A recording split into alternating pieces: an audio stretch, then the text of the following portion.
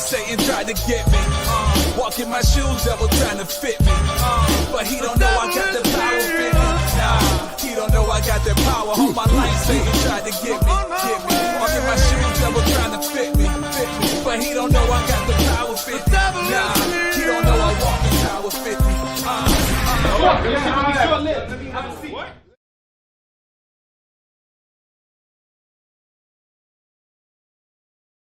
Good evening. It's your man HRap. This is a program called Rappin with HRap, where I talk to people from the community about their upbringing, their inspirations, where they are, where they have been, and where they're going. Tonight, I have a special guest by the name of Kevin PDub Johnson, a good brother known from my childhood. We've been hanging and banging for more than 30 years. Welcome to the platform, Dub. Appreciate it, my brother. How you feel? I'm good, man. How you feeling, man? I'm good. Can't complain. Always good, man. That's a good thing. Yeah, man. Like I was saying, this is a program that I introduce people to other people in the community. You know, a lot of people, you know, Club Shay and Up with the Smoke and all those programs, they talk to celebrities. I talk to people who are part of our community. You know, it's easier for people to relate to P-Dub than it is to, like, I've had other celebrities on, Rod Strickland, Kenny Anderson, OC from DITC, Razzcast. Those are good people. They were excellent interviews, but I find it more refreshing to speak with a brother much like yourself. So I'm going to get you hear Rod Strickland on here? Oh, yeah. Rod Strickland, Kenny Anderson, James Lights Out Tony, Nate Jones. We had a few special guests, but again, I like to talk to the people, man. And I'm going to introduce you to the people so they can get to know you and understand who you are. This is a good brother. He's a father, an MC, a producer, man of the people, son of the Westside. T.S.P, one of the architects of T.S.P, one of the dopest crews in the history of Chicago and America. We worldwide around here. So I want you to introduce yourself to people, and we're going to get this thing started, brother. Yeah, I mean, you basically just did it all, you know what I mean? But same thing, you know what I'm saying? I originally started out as Poing, product of your nation's enslavement. It switched up to PDub because they started calling me all type of shit like horny and porn and porno and all, you know what I'm saying? So I had to kind of switch it up a little bit, you know what I'm saying? Make it where it be one unified name instead of like 12 different names. I answered to them all. I ain't, you know what I'm saying? I wasn't tripping. It was all good. But man, speaking of Rod Strickland, man, I remember when that brother went to DePaul, man, he used to come out west to the barber shop. Yes, sir. And you know what I'm saying? I used to see the man out there smoking joints in front of the barber shop, you know what I'm saying? Back in the day. So, you know what I'm saying? I love this game. So, you know what I'm saying? That brother's always one of my, he probably my top 5 point guards of all time. You know what I mean? Oh, yeah, man. Strickland, it wasn't no joke, man. Rod Strickland yes, sir. Yes, sir. Every time you had a problem dealing with him, man. So, man, that's what I'm here to say, man. Like I said, man, it's easy. Like I said at the top of the show, it's easy to talk to the Rod Stricklands of the world because, see, they got success right in our face. You know, that success is waiting on us. Oh, man, Rod Strickland is this guy. Well, who can relate to Rod Strickland? Can you relate to Rod Strickland? I sent Trey in the wrong one. Trey Mack will be on in a second. I sent him the wrong link. But a lot of people can't relate to Rod Strickland, you know, because, who going to be 6'4"? Who going to have mad handles? Who going to be in the NBA for 17 years? But see, you're a brother who from the community, of the community, about the community. You have your own special talents, and I want to talk to you about that so we can inspire people to chase their dreams and do what they want to do. First and foremost, you are a son of the West Side. Unbeknownst to you, before we talk, I'm from the West Side. I was born on the West Side, raised on the North Side of Chicago. Where you from? I'm from the Village, man. My original address is 1655 West Hastings. My next address is 1209 South Racine, right there on Racine and Roosevelt Road, right across the street from the Jane Addams and the Village. Yeah. I got love for the Ville. You know, K-Town and the Ville. Oh, yeah. You know, I'm from K-Town, 1249 South Keeler. You know what I'm saying? The one Trey.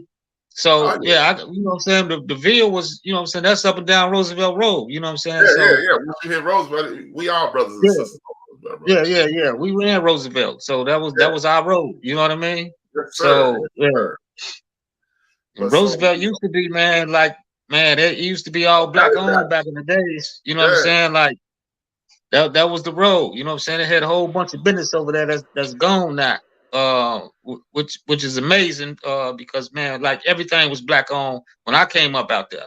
Yes, sir. You know what I'm saying? Hey, I'm gonna give you a piece of history that most people in Chicago don't even know.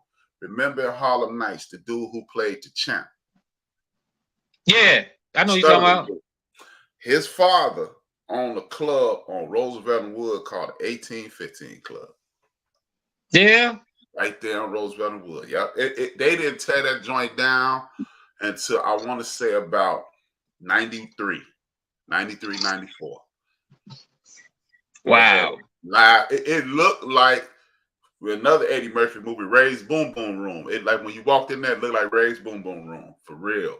Had a stage, had the bar in the middle, had all type of seats and everything around it. Most people don't know that. And like you said, the West Side used to be a bastion of wealth, of black wealth. Most people see it as the rundown joint, but that's not what it is. It is. No.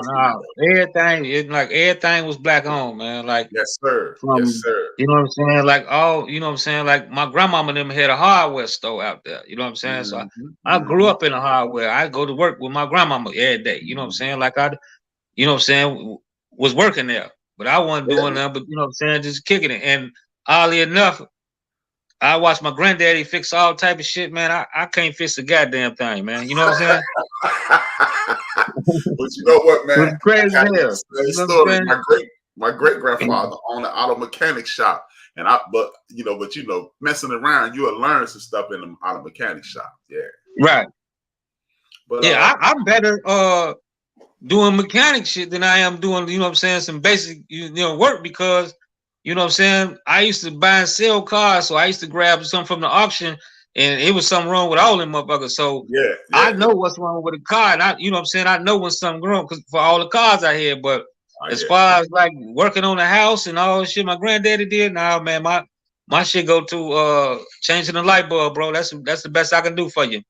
Yeah, man. I feel you, man. Because if you ain't doing it, you ain't gonna learn it. And only reason I know the stuff about fixing on cribs is because I got homies who own joints. My man Terrence Prince, he know that was his thing. I got a lot of homeboys and cousins who own their own stuff, and I'd help them do stuff. Otherwise, I'd be in the same boat as you. I could fix a car, but hey, don't ask me to. Outside of that, don't ask me to change no sink out, no toilet or nothing like that.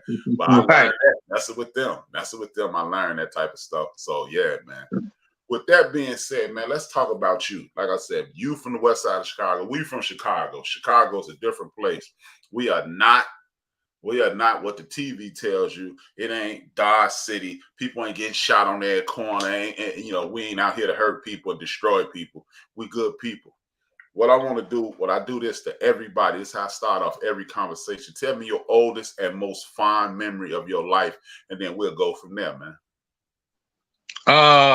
Probably, man, like I said, remember the most growing up on the West Side at that hardware store was like all my little homies from the block. You know what I'm saying? Because it's different now. Like, when I was growing up, we ain't need no bus. We ain't need had to go here, nothing like no cell phones and nothing. We knew where the homies was because they bikes was in front of the crib. You know what I mean? Exactly. You know what I'm saying? So that was my earliest memory, just like all them cats that I grew up with. I'm still cool with them to this day. You know what I'm saying? Which is, I just got through talking to one of my homies, KB. You know what I'm saying? Hopefully he checking it out. But like KB, my Big Mel, like my man Dusko and all them, like we all grew up in this neighborhood. You know what I'm saying? So we all hung out together every day. So that was one of my, you know what I'm saying, my earliest memories was doing that. And then, like breakdancing and graffiti came out. So that was a great era because it was peace everywhere. You know what I'm saying? You go somewhere, wasn't no fights and nothing. You know what I'm saying? The fight was I breakdance against you. You know what I'm saying? I pop lock against you, or you know what I'm saying, I'm gonna tag the train better than you. You know what I'm saying? I'm gonna show you I got a better piece than you. You know what I'm saying? That was cool. Then high school, when, you know what I'm saying, T.S.P. first got formed. Okay, hold on. Before we get to high school, let's go back to K-Town. Like you just said, okay. we got a community. Talk to me about your community, the people that up the block, down the block, the stores. Where was y'all hanging out with these bikes? Talk to me about that. Well, right about 2 doors next to me was a Keeler play lot. I was on Keeler Street. So the playground was the spot. That's where we hung out at. That's where everything happened at. You know what I'm saying? So we always, you know what I'm saying, hung at the play lot, and everybody who was around the neighborhood that I hung with came to our play lot. That was kind of our thing. You know what I'm saying? It was bigger parks over there. It was different things to do, but our spot was the playground. Now, when we was younger, all the old heads used to come through, drink 40, smoke some joints up in there, sit on the bench and everything, do their thing. You know what I'm saying? But we playing, we kids. We don't know nothing about it, but you know what I'm saying? That's what they do. So that's kind of like how I kind of knew the old heads, because they remember, oh, that shorty used to be in the park. You know what I mean? So they used to come through there. Then I remember one time, because, you know, K-Town is, you know, it's all gangsters. You know what I'm saying? But one time, like, some vice lords came through the alley in the back of the park and started shooting that joint up. And we jumped through the, you know what I'm saying, hopped the fence and went over my buddy crib next door, you know what I'm saying, and hit that. So it you know what I'm saying, it was crazy back then, but it wasn't crazy like that. That type of thing happened like once when we was growing up. You know what I'm saying? Not no everyday thing. It was just, you know what I'm saying, whatever. But that was like the introduction to that life. You know what I'm saying? Like, okay, I seen it as a youngster was happening. But no, that was our spot, man. Keeler play lot. You know what I'm saying? Yeah, I got an aunt who lived right there on 14th and Trip, right by the big field house and the big baseball. Yeah, Franklin Park. Yeah, Franklin Park. Yeah, Franklin Park. My dad's younger sister. Yep. And that's what I want. That's another thing I want people to get familiar with. I want people to get familiar with people like you. A couple of weeks from now, we're going to have my man Trey Mack on here. He just tapped in. And we need to let people know that, again, Chicago is not Dodge City. We regular people just like everybody else. You know, is it violence in this city? Of course it is. But it's a family. One beautiful thing about the West Side, either you only 2 or 3, like people say the 6 degrees of separation, you're only 2 or 3 people away from knowing everybody on the West Side. Hell, me and you met on the North Side of Chicago. Look at this. Me and you 2 blocks away from each other most of our life. My aunt, that's right. You. So talk to me about the whole environment. You know, like you said, it's one gang on this street and another gang on this street, but it ain't a whole lot of gang violence happening in your community. Talk to me about that. No, because everybody grew up together. Like, say, like my cousins was vice lords, and then other was gangsters. So, you know, you hung out together. It wasn't no problem. Like, vice lords and gangsters grew up together from grammar school, so they knew each other. It wasn't no like we meet for the first time. It just was a product of your environment. Okay, I moved over here where the vice lords at. I stayed over here where the gangsters at. But we still cool. We ain't finna fight over nothing. Unless it's money. That's what Westside became. They fighting over money and drugs after a while. It wasn't really about the gangs no more. Everybody, if you go back to the 90s, it be dudes out there selling drugs, hat to the left, hat to the right. It don't matter. You know what I'm saying? It wasn't about that back then. You know what I'm saying? Like, but on other sides of towns, it was like that. You know what I'm saying? Like, if you go out north and your hat broke a certain way, they, man, looking at you strange, want to fight. Like, man, what you tripping on? You know what I'm saying? Right. I ain't out here getting no money. What, you know what I'm saying? So that was kind of strange if you come from one environment to the next one and see what they doing. But it was probably, you know, them people was probably like behind the times. You know what I'm saying? Like, because they ain't grow up the same way you grew up on the West Side. West Side was everything. You know what I'm saying? So it wasn't like, you know what I'm saying? Everything was tight knit. It wasn't no, we moving over here for the first time and we doing this. Everybody was deep rooted in the community. Like, my auntie knew my boy's auntie and then went to high school with him. You know what I'm saying? My grandmama knew my boy's grandmama and then went, you know what I'm saying? They had bought a house on the same day or something on the block. You know what I mean? Yeah. That was, and you know what? That was strange, man. Because see, I moved. Okay, I had two introductions to the North Side where I was born at. My grandmother used to run this building. You remember Big Pat Chris building, 300 North. My grandmother used to run that building. Then we moved, you know, when she passed away in 77, we moved to the South Side, 35th and King, not King Drive, Lake Park, Cottage Grove, Lake Park, right there, Lake Grove Village. Lake Meadows. Just south of Lake Meadows, you know. Okay. That orphanage, right over there. You know, you got Lake Meadows, and then you got 35th Street, and then there was another joint right there by Doolittle School. We used to live right east of Doolittle School. And then in 80, we moved to the North Side. So I had two introductions, and it was kind of weird to me. Me and Trey was talking about this not long ago. It was weird to me because, like you said, yeah, you got a gang. This is a gang over here. This is a street gang. These people got their hat broke to the right. And then right down the street, you got these people hat broke to the left. But nobody bothered you because you was, hey, you such like my uncle, God rest his soul, Otis helped start the Vice Lords. And my brother, my oldest brother, John, he's a GD.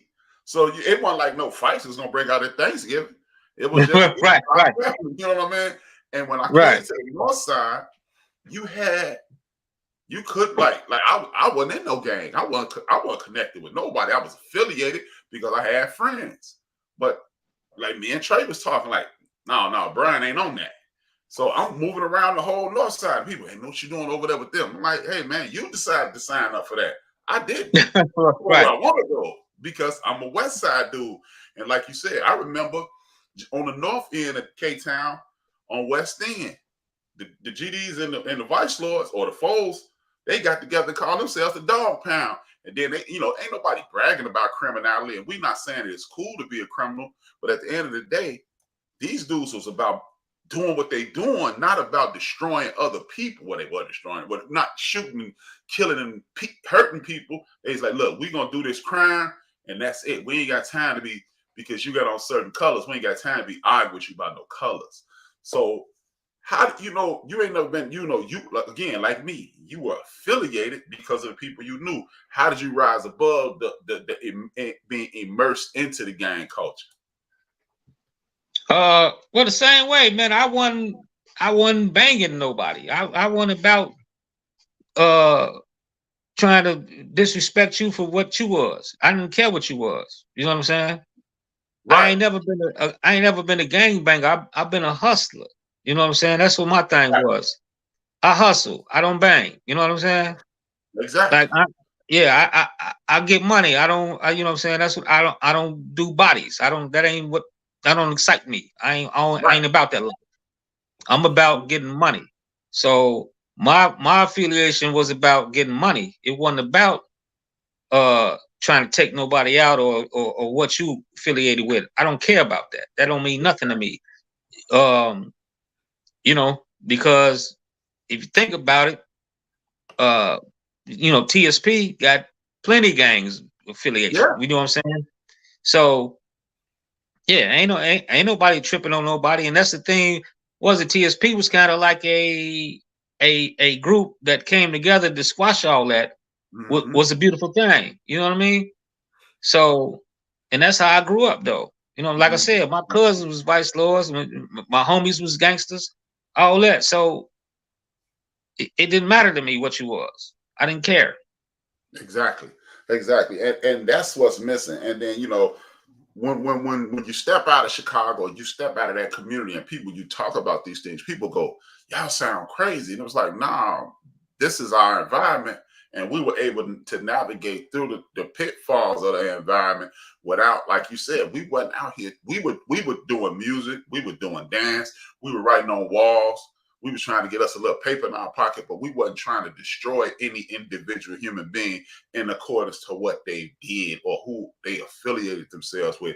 It was about, you know what, I'm trying to get up out of this. And I ain't trying to be in that cage. So I'm going to do whatever I have to do that. Now you getting a little older. Like you said, now I'm gonna take us to 83. Hip hop is coming on the scene.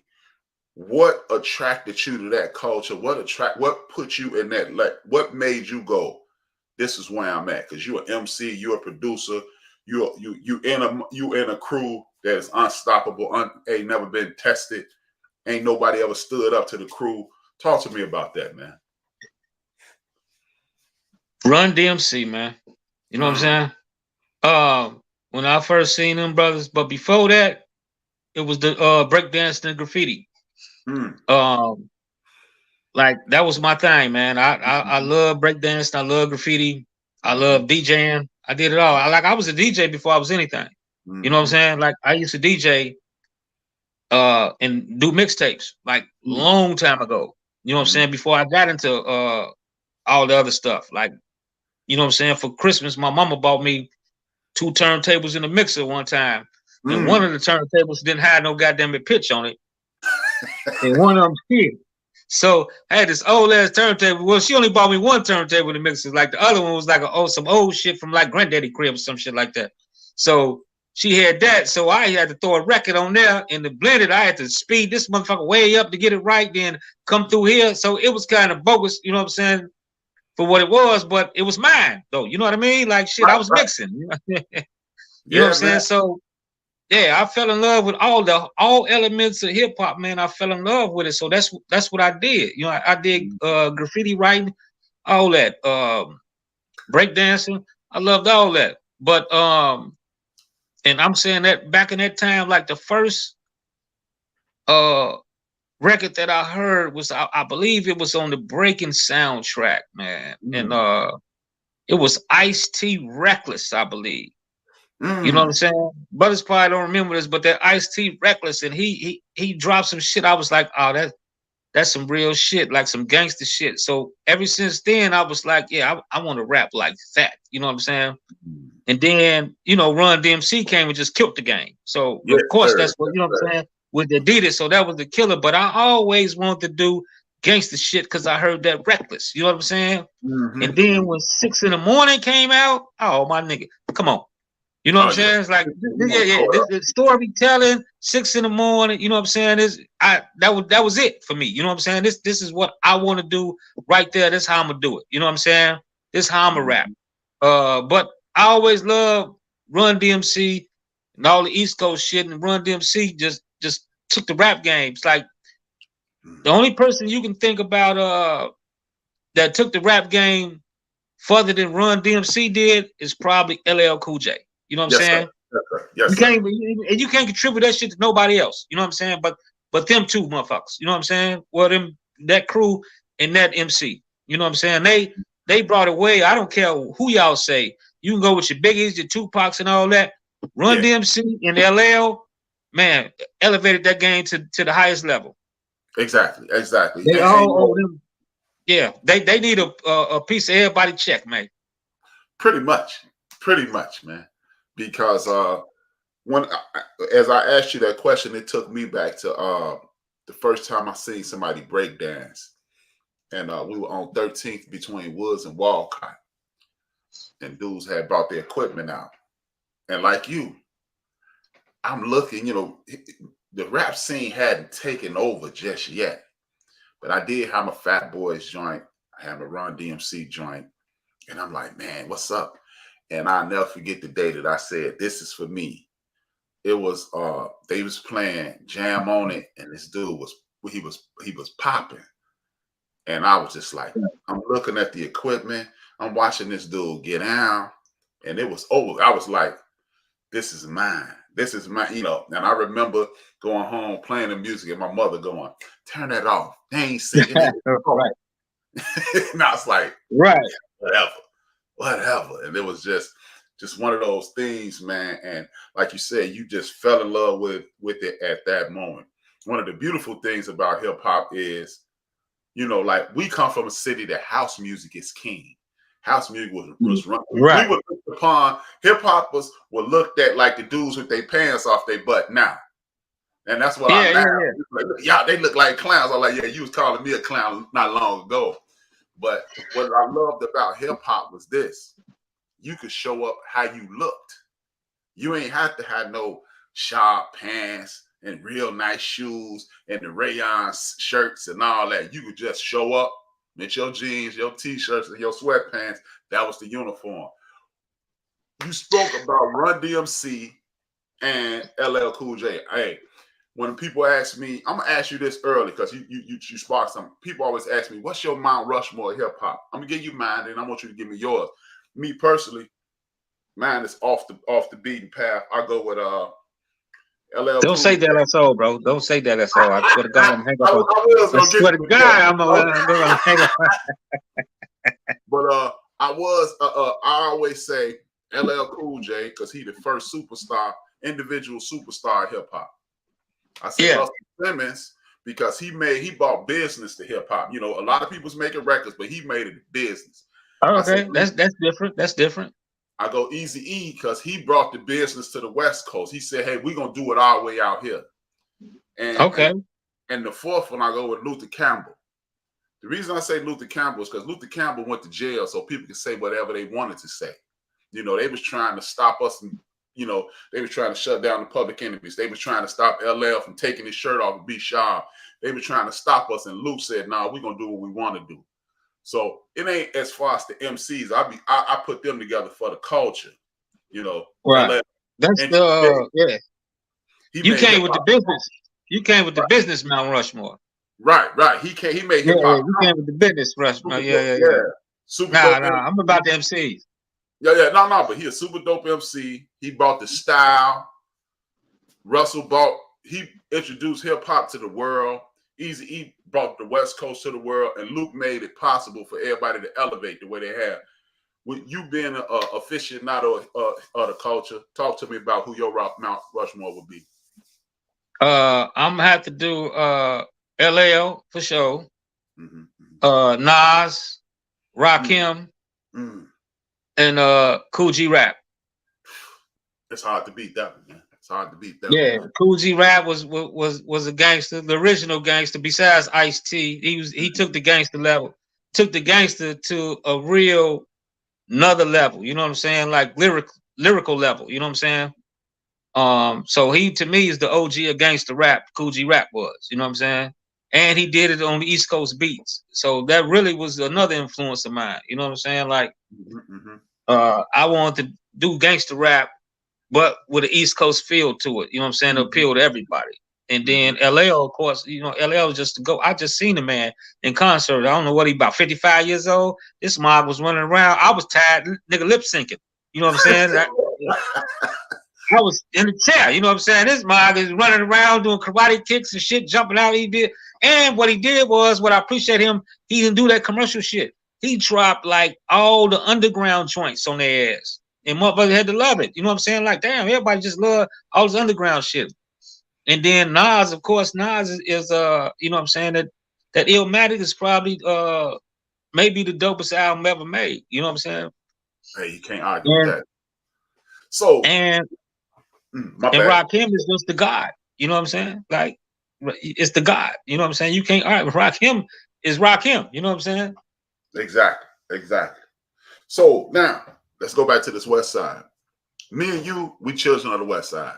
I was raised on the North Side. Age 10, I'm on the North Side. But I always came back West. What I noticed about the West Side, cats on the West Side, they wasn't house. They weren't really feeling the hip hop that me and you was feeling. How do you express yourself in your community? Because West Side really wasn't doing, wasn't nobody really doing hip hop at this time. Talk to me about that. No, that's why I used to hang out on the North Side. You know what I'm saying? Right. I spit my shit. The motherfuckers be like, "Yeah, shorty, you got some flow, but you can you rap like Bone?" No, nigga, I don't. You know what I'm saying? I don't do that. You know what I'm saying? So so that was my thing. That's why I fuck with the North Side all the time, because North Side had all the hip hoppers. That's where all the graffiti writers was. Yes, sir. That's where all the break dancers was. That's where all the MCs was. So yeah, I hung out north. I jump in my car, nigga. I'm going every day. You know what I'm saying? I'm over here. I'm on the North Side. So that's what I did. I didn't come like I write graffiti on the West Side. Niggas be like, "Man, what you doing that stupid ass shit for?" You know what I'm saying? I'm like, man, this is what we do. You know what I'm saying? But yeah, they ain't feel none of that. But you know what I'm saying? Eventually, motherfuckers started to buy in and feel it. You know what I'm saying? Once motherfuckers started getting, you know what I'm saying, gangster rappers started getting popular, then okay,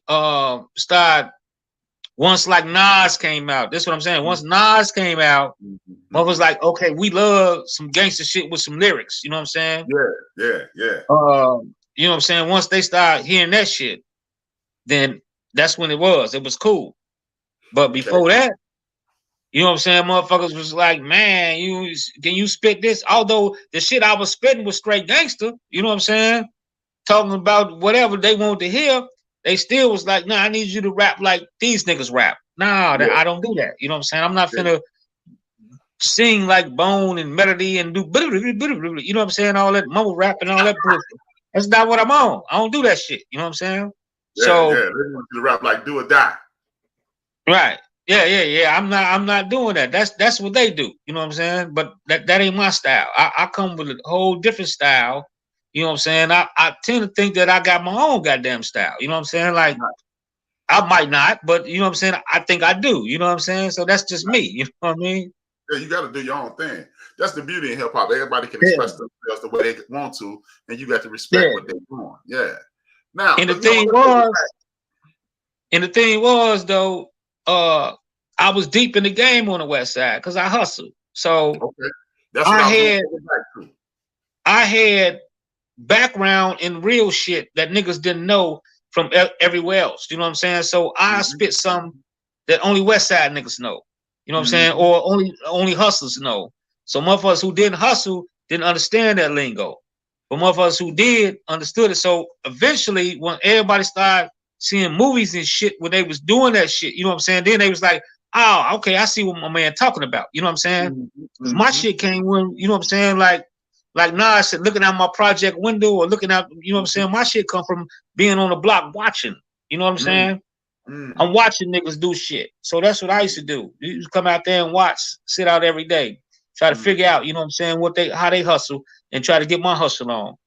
You know what I'm saying? But while I'm figuring them out, I'm writing shit down like, okay, this a rap, this, that. You know what I'm saying? So my whole shit was, you know what I'm saying? It might not have been my life, but it was somebody else's life. Exactly. Now, shut up. That's my homegirl. I've been knowing her since like 5th grade, man. I was out there doing the stanky leg. But let's take it there though. Let's take it there. Now, we young people, we 12, 13, 14 years old. This is when the drugs really start being pushed into our community. 82, 83, 84, 85, the drugs are creeping into the Black community. They starting to take over the West Side. Talk to me about that and talk to me about your experience in school and seeing the crazy stuff around. Oh, man, come on, man. You know, West Side was wild style back then. You know what I mean? Like, everybody. And just understand, there's people from all over the country listening. I mean. Yeah, everybody listen. Yes, sir. And when that happened, that's when everything broke down. You know what I'm saying? Like, the family, like, I come from, my old man was a dope fiend, man. You know what I'm saying? Like, and he been clean and sober for a long time, but you know what I'm saying? The man was out there bad. You know what I'm saying? And so I seen it firsthand, like him coming to the crib, because I stayed with my grandmama. So him coming to the crib, lying about money, borrowing money, I'm gonna give it back to you, all this. I'm talking about even the man that come through with a tire, rolling the tire, talking about, hey man, my buddy just called a flat, man. I need $10 to go and get it fixed. You know what I'm saying? Like, where you get that tire from, dog? You know what I'm saying? Like, this ain't even no tire off no car. You know what I'm saying? Like so it was crazy. You know what I'm saying? Like, but then like everything broke down, man. Like all the family structure and everything. Then everybody started moving. Like, man, I get tired of these dope fiends and breaking in and all that. Like, even like the little winos that used to be on the corner used to cop my 40s for me. You know what I'm saying? All of them became dope fiends.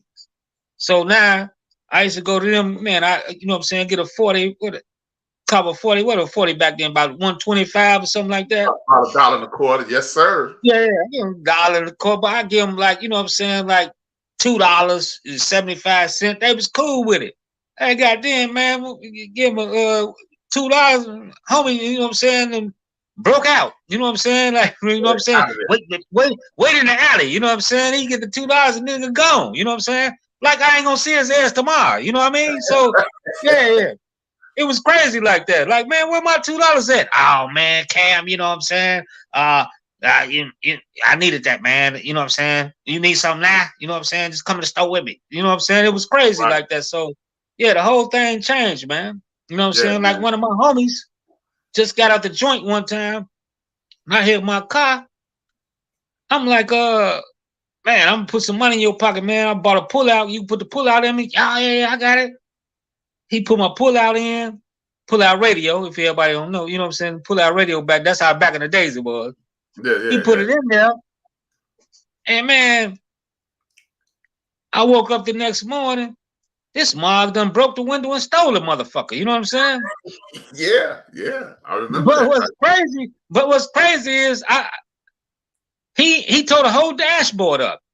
Wow. So I'm like, wait a minute. Because when I came out the crib, you know what I'm saying? My window was like gone. So I'm looking like, damn, was I that motherfucker drunk last night when I came home, left the window down? You know what I'm saying? This is what I'm saying to myself.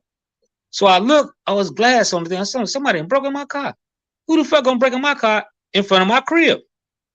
So I looked, the dashboard tore up. They don't, you know what I'm saying, took it. So I'm like, it can only be one person. You know what I'm saying? Mm-hmm. And I see this mob riding down the street, man. You know what I'm saying? In the brown Chevette.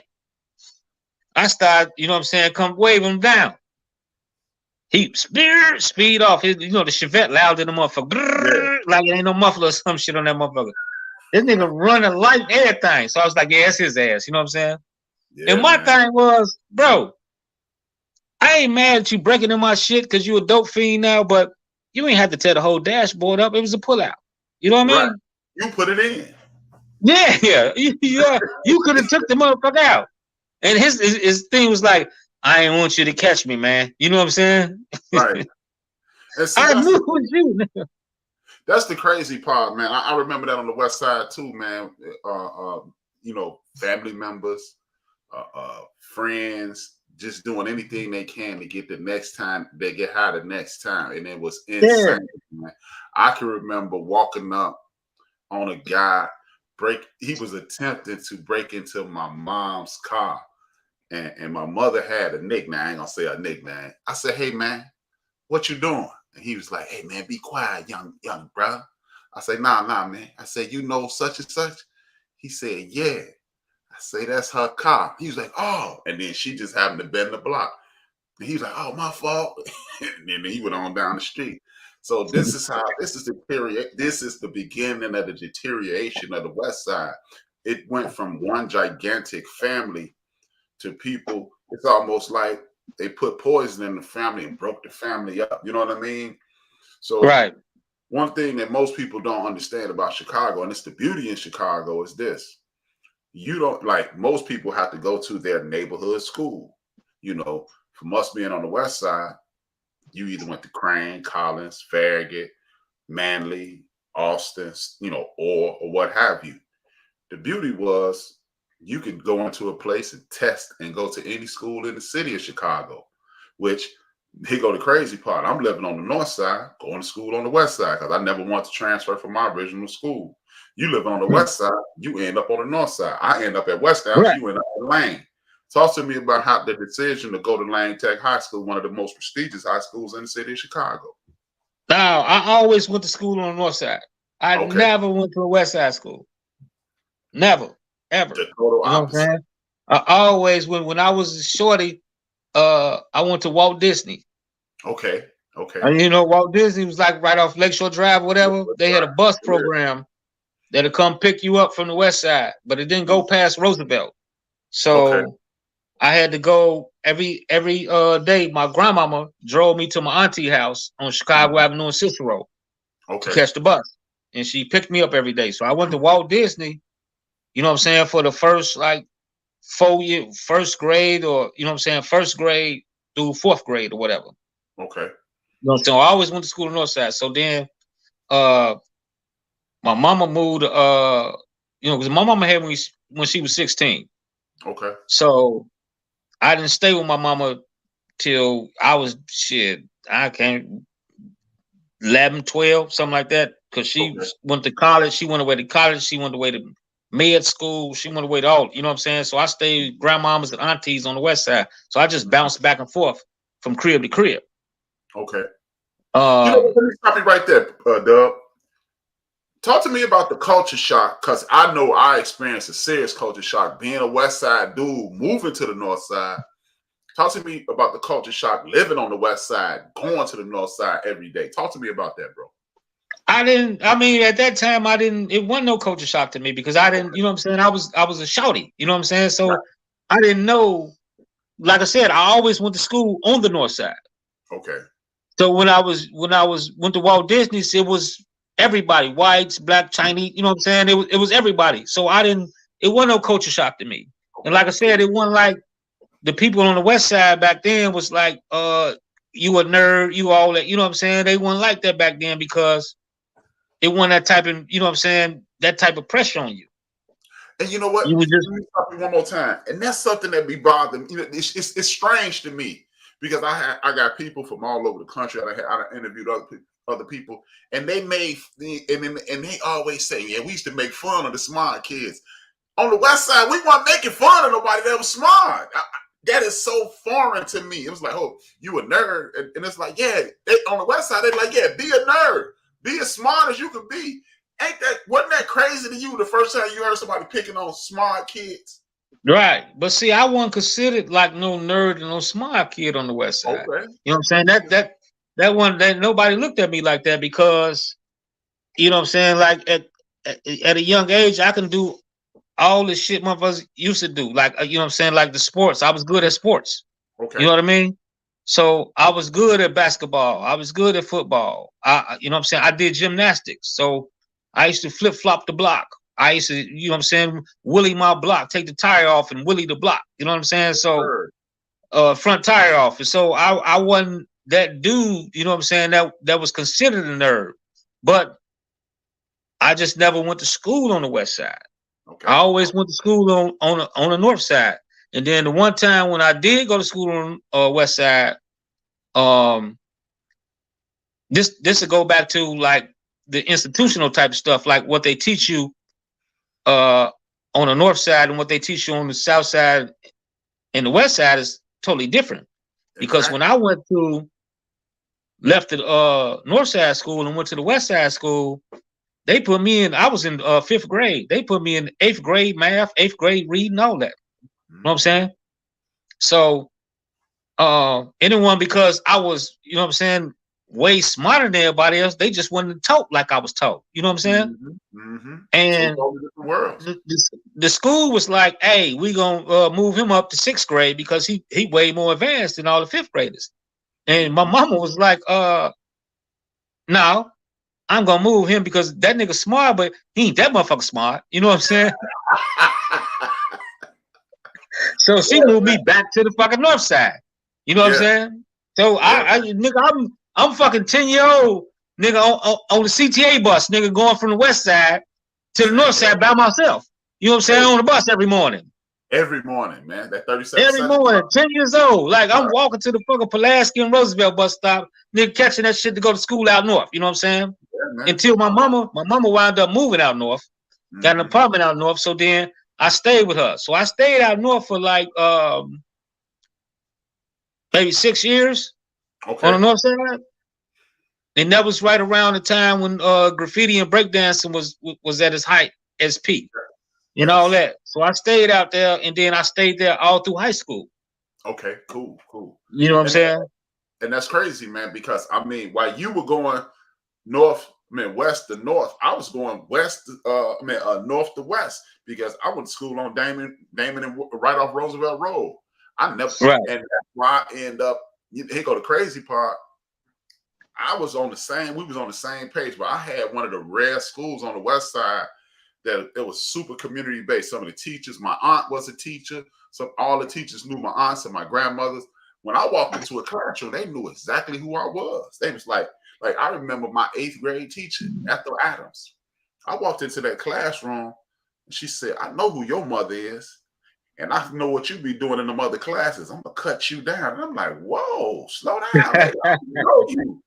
Man, that lady challenged me, and she stayed on me for the next 2 years because she knew my mother didn't play.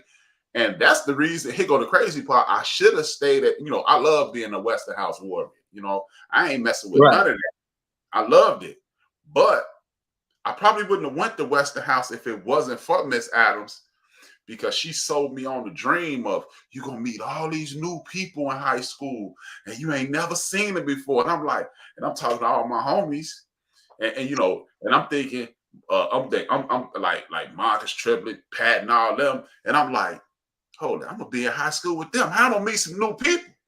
I'm hanging with these people. We gonna go to the same high school. I'm gonna be with them. And I said, I'm going to Western House. And my mother looked at me like she wanted to slap me to sleep, man. She was like, what? And so, yeah, man, I did it, man. I was 10 years old on that 37 Cedric bus, go outside, walk to the corner, catch that bus all the way back to Ogden and get Taylor and Damon and walk 2 blocks down to my grandmama's house. So I feel you, man. I was there. And that's why when people be like, it's cold outside, I'm like, cold? No, it was cold in the 80s on that bus stop. Right. 20 degrees. 30 below with some snow. So nigga, Pulaski, right? Pulaski was goddamn it fucking about 6-7 blocks from the crib. You know what I'm saying? And I used to, try to hope that Roosevelt bus was right there on the corner. Goddamn it, so I get the transfer. Had that transfer, but that motherfucker wasn't never there. Goddamn it, when I walked there for some reason. You know what I'm saying? That motherfucker never I walk. As soon as I get to the bus stop, here come that motherfucker ran right past the motherfucker. Yeah, man. Yes, sir. Yes, sir. Yeah, man. And like man, I went to Lincoln Park for like 5 minutes, man. And mama, I pouted my way up out of it. First time I ever got my way with my mama, man. And I want to go meet some new kids. I want to meet some new kids. So that was my whole thing. She brainwashed me into thinking there was some new kids. Because I'm thinking, I'm on Second Street every day. And all these dudes go to Lincoln Park. My older homies go to Lincoln Park. My homies that's my age going to Lincoln Park. I ain't going to meet no new people. I should have stayed. I mean, I love being in West House, but I should have stayed in Lincoln Park. But talk to me about your experience being a West Side dude, transplanting to the North Side, going to Lane Tech. Because those three, what people don't understand is your neighborhood really determine who you are in Chicago. And it ain't gang or none of that. It's a whole different world once you leave your zip code. Talk to me about that. Well, low key, what people don't know, most of the black people in Lane from the West Side. You know what I'm saying? Yeah, most of the black people that was in Lane are from the West Side. You know what I'm saying? It's some from the North Side, but the majority is from the West Side. So at the time I went to Lane, I stayed out north. So I lived on the North Side then. But whenever I used to go to the West Side every weekend. Stay the weekend. I'd catch the bus on Friday and then catch the bus to school on Monday from the West Side to Lane. But when I get on that bus going to the West Side, it was all the black people. You know what I'm saying? When I go to that bus going to the North Side on a weekday, it's everybody else. You know what I'm saying? It's whatever nationality you want to meet, it's on that bus. You know what I'm saying? So it wasn't no, and that West Side bus going back was way funner than that motherfucking North Side bus. I'm gonna promise you that. You know what I mean? Like that motherfucker was live. You know what I'm saying? Yeah, and then you ride past like, man, hit the Puerto Rican neighborhoods. Man, they jumping on there, throwing eggs, rocks, and all type of shit. You know what I'm saying? Like it was just a fun time back then. You know what I mean? Yeah, man. Like they always, you know what I'm saying? Anytime you hear like Armitage or some shit like that, you know what I'm saying? Yeah. It was one of them things. But no, it wasn't no culture shock for me, because when I stayed out north, where I stayed, there was a whole bunch of black people. You know what I'm saying? And I mean, the building I stayed in was all white. I stayed on my mama had a little apartment right on Sheridan Road. Okay. I used to live in an apartment. You know what I'm saying? So it was all white people up in there. But I'll walk a couple of blocks over to, you know what I'm saying? I used to hang in 4848. I don't know if you know. You're talking about Margate Park and all that. Yep. I used to go to Margate Park, but 4848 was over there on Lawrence and Winthrop over there, but an Aragon ballroom. Yes, sir. So I used to run with all the people in 4848. You know what I'm saying? Okay. And so and all of them was you know what I'm saying, all of them was GDs. Like Clarendon Park was over there on like with Montrose and Sheridan Road. So they was all vice lords over there. But the homies I clicked with when I got out north was from 4848. And that was the breakdance crew I used to roll with. Cap, Garnett, Speedy, all in Supreme Flow Rockers. So I used to roll with them brothers when I was out north in 4848. So that one 4848 was like probably like a project building. You know what I'm saying? Yeah, it was live. Trust me, I remember. Yeah. And same thing was like after a while, like the across the street from Clarendon Park was like the Twin Towers. I don't know what they was called, but it was all type of black people stayed up in there. You know what I'm saying? And it was live over there. You know what I'm saying? So I used to hang in them spots when I was out north. And that's the thing about Chicago. Black people are centralized. We don't, you know, once you get off the west and the south sides, black people are in pockets. And like you said, you can go, you on Clarendon, you are in Uptown, you on 4848. That's where the black people are situated. You go up on Howard, go to the North Pole. There's some black people up there and Jamaica's up there, but we wasn't everywhere. So this is what I'm talking, you know, this is why I want to introduce you and anybody else who want to come on and talk about their life to the city of Chicago, so people can understand that black people are the black people, no matter what block you live on or what city you live on. We're the same, and it's easier for us to point out what we have in common than to be separate. So you up on Clarendon, you going out west, you at Lane Tech, you breaking, you doing young dude stuff, you doing young man stuff. Talk to me about your experience at Lane and how you and this mighty crew T.S.P. formed at Lane Tech High School. Talk to me. I want to say I used to kick it with this chick, and she used to kick it with this chick. I think Trey Mack was kicking it with or whatever. So we kind of coincided then, and then once we met, we kind of figured out, oh, nigga, we got shit in common. You know what I'm saying? Like, you do the same shit I do. You do the same shit I do. So we started clicking, and that's when we first formed T.S.P., like 1987. This was like junior year in high school.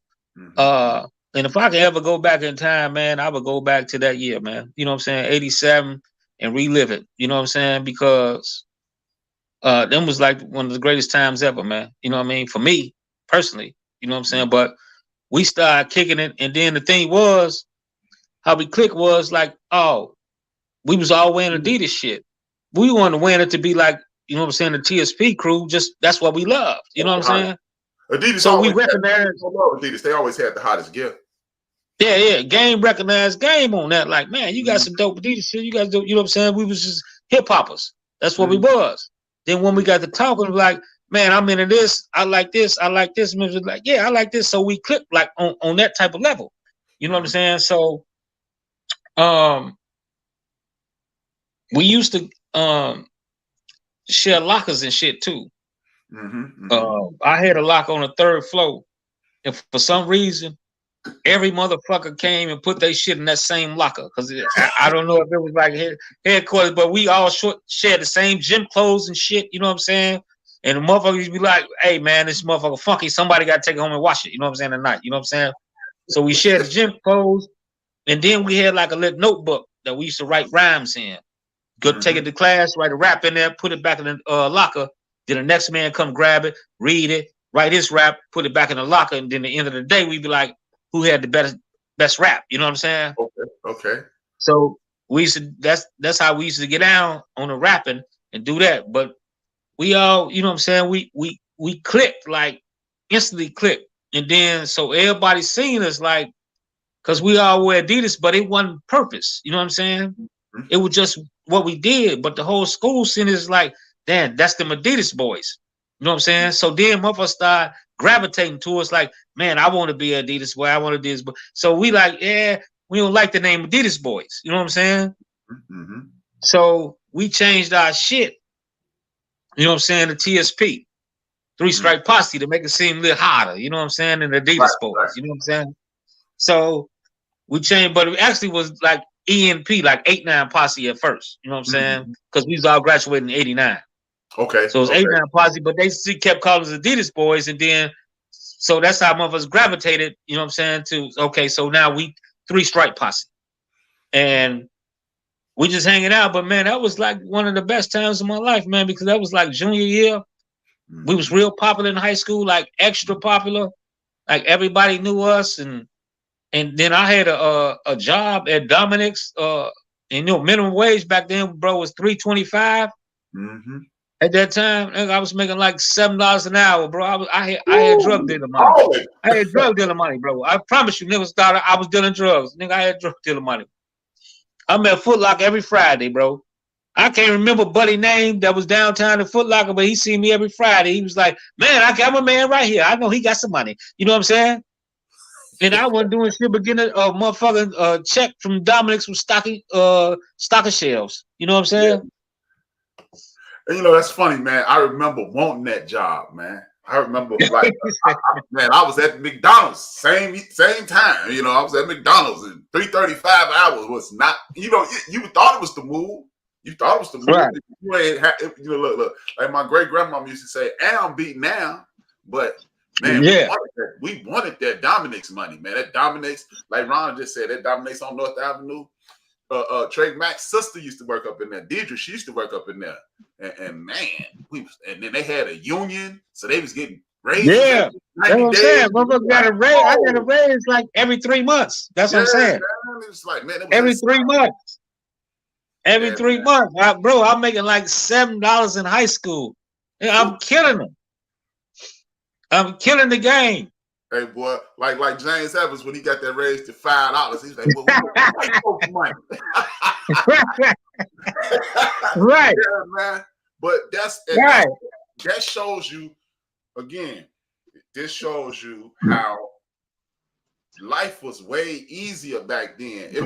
You wasn't doing this so you could shine. You were just like, hey man, I need a job and I'm tired of begging my mama. I can't be begging my mama. And I got that McDonald's job at Presidential Towers. It was a McDonald's down there. And I catch that. Yeah, I remember that McDonald's. My boy used to work there. Man, I was up in there. My boy used to work there. I swear to God, my boy used to work in that motherfucker. Yeah, man. I probably his name John Gordon. We was probably calling him. We was, you know how you get a job. You probably don't know nobody name because you'd have put a nickname on everybody. Right. You know, like I had a cousin Chris. He used to duck to work all the time. We used to call him Cool Out Jr. Nobody even know his name was Chris. I knew his name was Chris. He was my cousin, but he was Cool Out Jr. You know what I'm saying? So yeah, man, this is the beauty in the 80s. And look, you kicking it on the hip hop side, you kicking it on the sports side. Y'all coming together. Y'all are one of the best academic institutions in the city. You rotating around the city. And look, we haven't spoken one word about gang violence, drugs, or anything of that nature. And all of this is happening around us. Talk to me about how this TSP, you know, you getting through high school. Now y'all leaving high school. How does this TSP thing, even though I know I was there, how does this TSP thing continue to grow? So when we left high school, we used to go to Trey Mack crib. Yes, sir. So you remember I told you I had the fucking turntable with the other motherfucker didn't have no pitch on it, right? Yeah. Hold on. So People don't know. Hold on 1 second. For people that don't know, turntable without a pitch, when you're a DJ, it's a knob on the turntable that you can speed up the song or slow down the song. So that's what he means by no pitch. Right. Skills and they just tapped in. Right. So Trey Mack had a motherfucking a turntable at his crib. Yes, I know. I got no skills on. So what we did was I took my shit over there and we started doing mixes over there. You know what I'm saying? Like, or we'll take turns, like throw a record on, blend it, and then you throw a record on your turn on this turntable, blend it, and then the next motherfucker throw a turntable, you know what I'm saying, record on this turntable and blend it. So we was battling one record at a time. Who had the best blend? So we always battle raps, mixes, all the elements, whatever. Motherfuckers too old, you know what I'm saying? Breakdancing was, you know what I'm saying, one back then no more. Right, but we doing this. So we rapping, we doing all this. So that's what we did. I brought the shit over to Trey Mack crib. So his moms used to work. Hopefully his mom ain't listening. She used to work 3 to 11. She know anywhere fuck away. Yeah, but know. Anyway, right. She used to work 3 to 11. So we go over the crib. God damn it, I swear to God, we be sitting around waiting for us to jump on that North Avenue bus to go to her job. You know what I'm saying? Yeah. And as soon as she jump on that bus, nigga, we right there at the crib. You know what I'm saying? We used to hit what was that, Mabel's? Little store right there on North Avenue. We used to hit Mabel's. Yeah, on North right. Avenue. Mabel's. Right. Hit Mabel's, get a motherfucking some tall cans of OE. You know what I'm saying? And a King get with cigars, some shit like that. You know what I'm saying? Yeah. Some crazy shit. And come back there and kick it. We did this shit every day. So motherfuckers used to come through, see our vibe. We mixing, we you know what I'm saying, doing this, we kicking it. And that's how T.S.P. formed, because motherfuckers come through, we like, man, they, you know what I'm saying, we love that vibe over there. Because that was our vibe. And that's how, you know what I'm saying, they kind of grew. You know what I'm saying? Because it started with, you know, the Lane Tech people, our crew, but it grew when we started hanging out over there on the near north. And then I used to bring my homies from the west side through. Hey man, you know, come kick it with me over here. And then like Oski used to bring the homies from where he stayed at Evanston. You know what I'm saying? I believe Biggs had moved out south by then, so he brought his homies. So everybody saw the vibe we was doing over there, and it became a movement. You know what I'm saying? Because everybody was like, man, I love this vibe. And then that's how it came to be T.S.P. as it is now. Like probably what we at least about 200 deep now. You know what I'm saying? As far as family members and all that type of shit. You know what I'm saying? So that's how it became to be. But nah, it was love, man. You know what I'm saying? Like I said, when we started hanging out, man, that shit was just pure magic, man. You know what I mean? Like I can't see nothing else. You know what I'm saying? Like that was like the best times of my life, man. That's why I'm saying I would go back. If I had to go back in time, I'd go back to 1987 in high school, man, and relive that whole shit from then. Yeah. Yeah, I mean, yeah, man. And then he go the crazy thing, man. D and Alex, I knew them from the West Side because D wanted to go to Western House. His mama said, no, you're not going to Western House. And me and Alex linked up on the baseball team in West House. And then next thing you know, Alex is coming to school telling me, hey, man, my guy got this crew called T.S.P. And I'm like, what? Yo, guy. And I'm thinking they didn't bid it. You know, I'm like, nah, man, that ain't what it is. Right. That's my neighborhood. He like, nah, man, I'm telling you. And I mean, D like, yeah. And I'm like, and look, it took, here go the crazy spot. This is the 80s, right? It took the 2000 for me to ask D and Alex, did they even know y'all? Because I'm like, man, these dudes, they done met some white dudes man. Right. And I'm like, man, they hanging out this fake TSP the whole time. It's the same group of dudes. That's how crazy. Right. And, you know, yeah, D original. You know what I'm saying? Yeah. D from high school. Yep. Yeah, he original cat. You know what I mean? So, yeah. And then, I know Alice went to, but you went to West House, boy. I know a whole bunch of people went to West House. What year you graduate? 88. 88? Okay, so you was before a bunch of people I grew up with on the West Side with. You know what I'm saying? Like, I know a lot of the youngest that went to West House. Everybody else my age used to go to Collins, Manly, and all that type, Marshall. You know what I'm saying? I ain't gonna hold it against them, but you know. Right. But the youngest. But you know LaTanya Rule.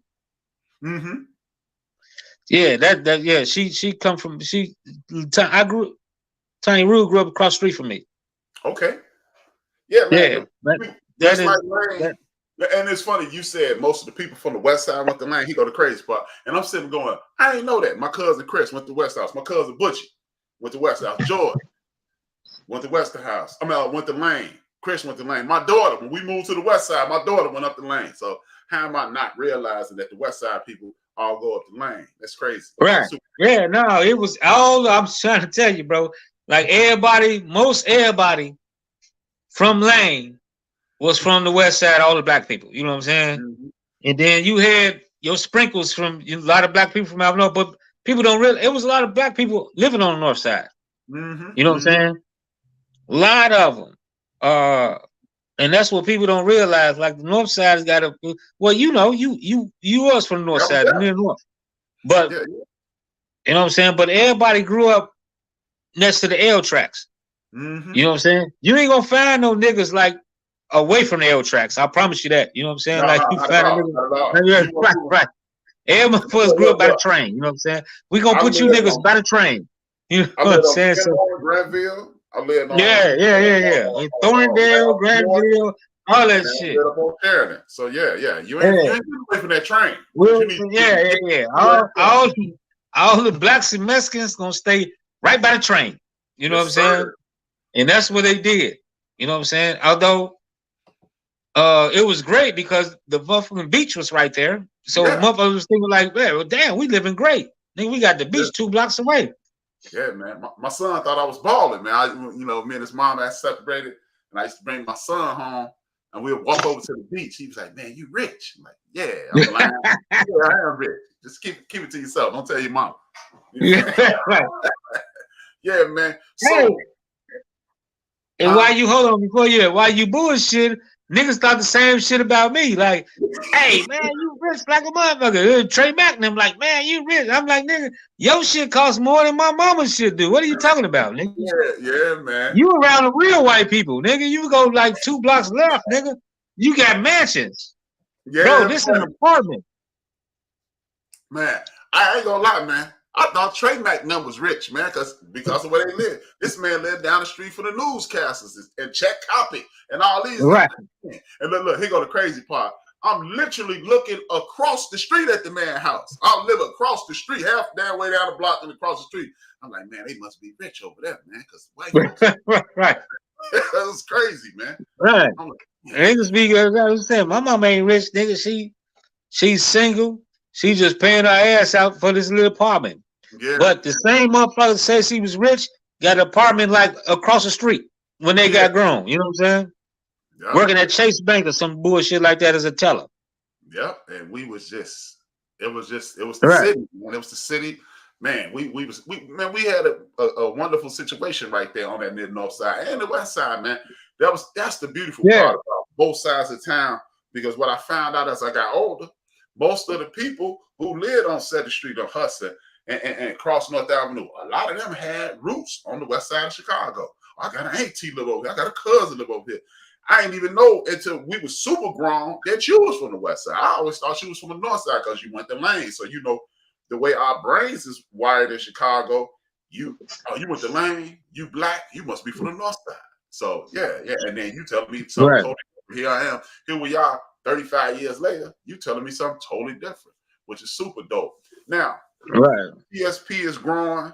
You got this, how did you get into production? Because I know when I met you, you was an MC. What made you go into the production portion of it? Because I got tired of niggas bullshitting me on the beats. You know what I'm saying? Mm-hmm. So if let me go back. We had that first album, T.S.P, Look What the Wind Blew In. Yes, sir. Most classic album, best album ever made, nigga. I don't give a fuck who what album you got, nigga. That shit better than Illmatic. I'm gonna promise you that, nigga. That's T.S.P, Look What the Wind Blew In, the greatest album ever. We did that album and we pressed up them tapes. And well, let me take you back to my song on the album. I don't know if you remember my song Chronic by the Tree. I got to hear YouTube it. Yeah, YouTube it. See what it is, then you'll hear what I'm saying. So I never did a song in the studio before that. You know what I'm saying? So I always was a behind the scenes nigga, because if you don't remember, the first nigga supposed to be rapping for T.S.P was Mark Swinger, Trey Mack, Londe, Robert Jones, and Lent. They was called Foes, putting heads out every second. You know what I'm saying? PHOES. You know what I'm saying? Putting heads out every second. So they was doing their lit thing. So I was letting them do their thing and do whatever. I was still writing my raps and doing understand, you know what I'm saying, low key, whatever. When they get on, then I'm gonna come out and do my thing, because my style ain't like their style. You know what I mean? So once they get on, I'm gonna do my shit. But we started doing this. Look what the wind blew in, and mother was like, "Man, you gotta do your shit," because I had dropped a joint, that was dope, like off a whole bunch of instrumentals. Old Ski had mixed a bunch of, like, I Got 5 on it, Biggie remix One More Chance, and like a look basic mini mixtape. You know what I'm saying? Like a bunch of instrumentals, and I rapped on it. Elmuff was like, "Man, you killed that shit." You know what I'm saying?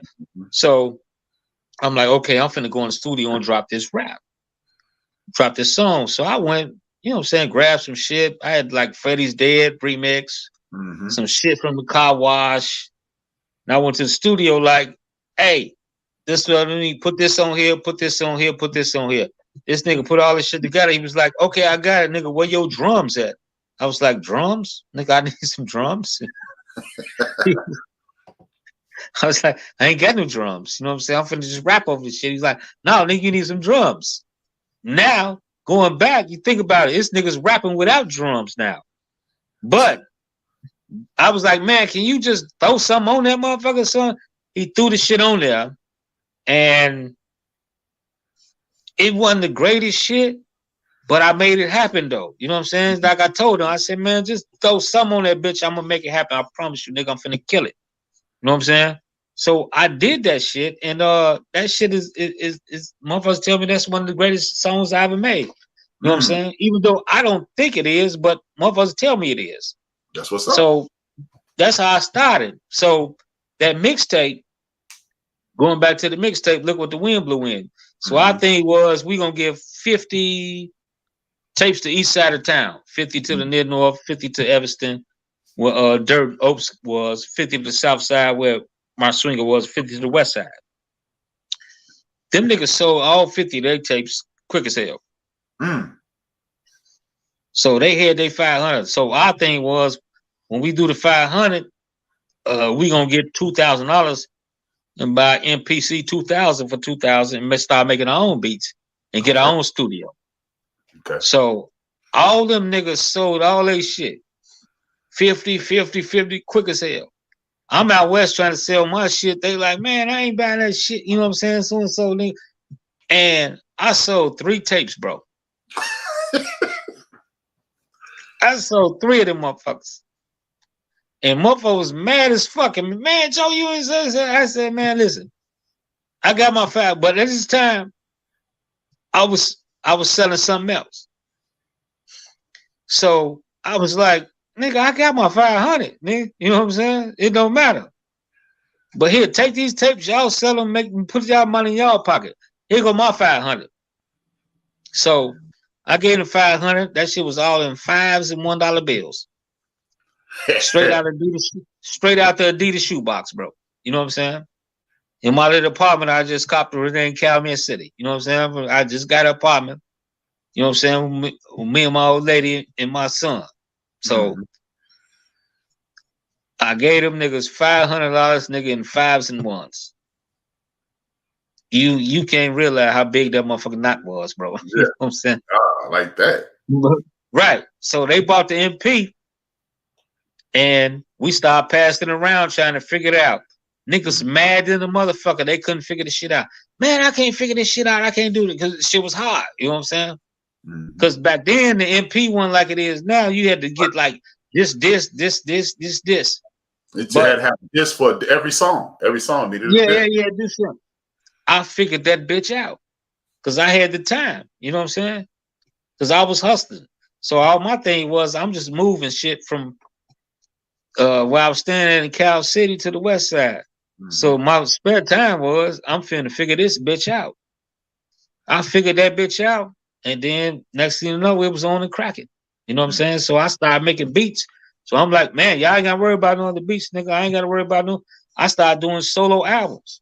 I got like 3 solo albums. I did everything, the beats and the raps on there, bro. Everything myself. And I did dirt shit, Trey Mac shit. They get a whole bunch of shit they got, you know what I'm saying, that I did that they can put out that never been released. Like it's still in the archives. That's what's up. Look, you know what? Let's talk about that other thing. We ain't gonna get into no details. We ain't finna do no Vlad TV. How did you go from working every day? What made you segue to standing outside? What, as we say on the West Side, what made you jump off the porch? I had a part-time job. So I needed more money. So I started, you know what I'm saying, trying to do my thing with the white. And I got tired of niggas putting guns in my face, you know what I'm saying? To tell you the truth. So what I did was my boy used to have a spot in Maywood. So I used to go there after I went to Malcolm X. My boy used to go there. Had a spot in Maywood. He was like, man, you can you know what I'm saying, pump over here. So I used to grab some when I left Malcolm X, go over there and do it. Started, you know what I'm saying, getting good. So I got tired of going back and forth out west, getting what I need to get. So I started fucking with them foes in Maywood. So I go with them. Now they like, hey, Shawty getting money, man. Where he at? You know what I mean? So my man is, you know what I'm saying? He used to have this spot in an apartment building. He was like, hey, they asking questions. So they want to put somebody over there with you. So I'm like, that's cool. I'm good. So we over there in apartment complex, everything good. I wasn't over there at, you know what I'm saying, long term. I go over there probably about 1 to 6 or something like that every day. 1 p.m. to 6 p.m. Good, make a little change, come back at, you know what I'm saying? So all of a sudden these niggas was there. And it was after hours, like when people get home from work 5 to 6 p.m. I come there one day. These mods got a 9 on the stairs and they shooting dice in the hallway. And there's a chick come through with her motherfucking kid and see the whole shit. And she got to step over the dice game and the 9. You know what I'm saying? So I'm like, oh, I'm done. I'm gone. You know what I'm saying? So I leave. Next day, my buddy, you know what I'm saying, can be like, man, they raided my motherfucking crib, man. What the fuck are you doing? I was like, nigga, I ain't do shit. That was your buddies now. You know what I'm saying? Out there. You know what I'm saying? He was like, I ain't had shit, but you know what I'm saying? Still, they raided my motherfucking crib. I'm like, man, I'm not coming. I left, motherfucker. I'm not finna be over there no more because they reckless. That's not how you get out. So I left that, but I still had a bunch of more work left. So I go back to the West Side. So we used to be hanging out in front of the barber shop over there on Roosevelt and Ketville. So yeah, right across all the hype. Right. Once the spot closed down at a certain time, everybody's coming over. It's like, man, what y'all got? And we used to be like, get your dope fiend out there, kicking them. You know what I'm saying? Like, get up out of here. But it was, you know what I'm saying? I had all that work. I was like, hold on. Don't kick no motherfucker. I got something for you. You know what I'm saying? Right. Slow down. So that's how I started doing that shit. You know what I'm saying? And I used to park my car right by the alley half a block away. I tell them, meet me in my car, you know what I'm saying, by the alley. So that's how we used to do that shit. And so I used to only do it when everybody closed that night. You know what I'm saying? So it was cool. Wasn't no problem.